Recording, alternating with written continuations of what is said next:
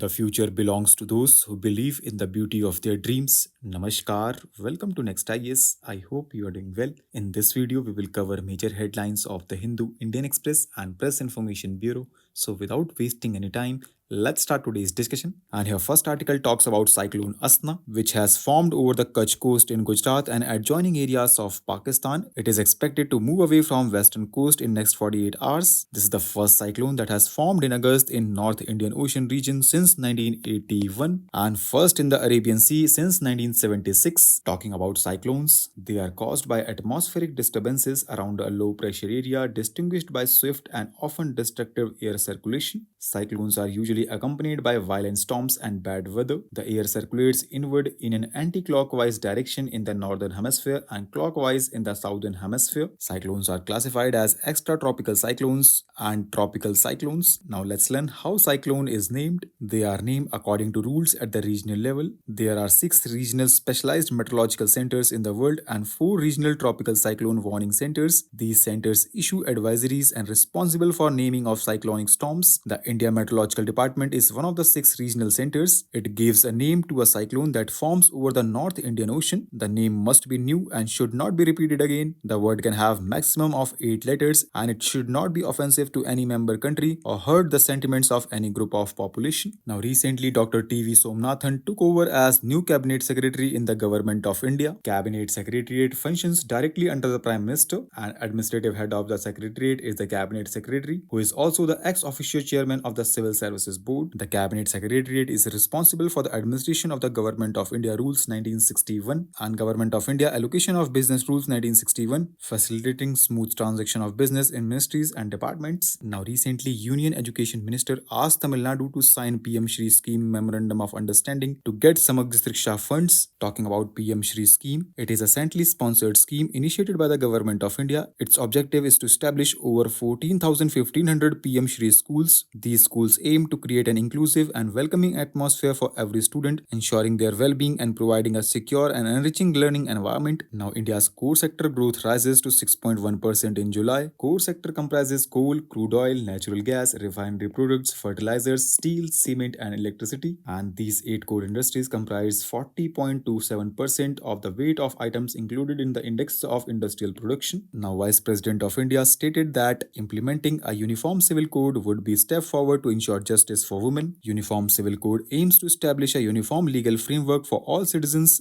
regardless of their religion. Article 44 in DPSP found in Part 4 of the Constitution states that state shall endeavour to secure for the citizens a uniform civil code throughout the territory of India. Several judicial precedents such as Supreme Court's judgment in Minerva Mills versus Union of India 1980 have ruled that striking a balance between fundamental rights and directive principle of state policy was part of the basic structure of the Constitution. Now recently, Directorate General of Trade Remedies recommended the imposition of anti-dumping duty on aluminium foil imported from China after observing that Chinese imports had captured 30% of Indian market despite sufficient domestic capacity. And do you know friends, dumping is said to occur when goods are exported by a country to another country at a price lower than its normal value. This is an unfair trade practice which can have distortive effect on international trade. Anti-dumping is a measure to rectify the situation arising out of the dumping of goods and its trade distortive effect. Therefore, the purpose of anti-dumping duty is to rectify the trade distortive effect of dumping and re-establish fair trade. Next article focuses upon Project Naman, which was launched by the Indian Army and it is designed to provide dedicated support and services to defense pensioners, veterans and their families. In the first phase of Project Naman,